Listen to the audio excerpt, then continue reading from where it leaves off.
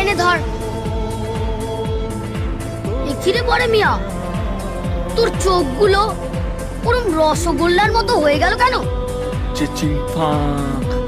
হ্যাঁ, চিচিং ফাক।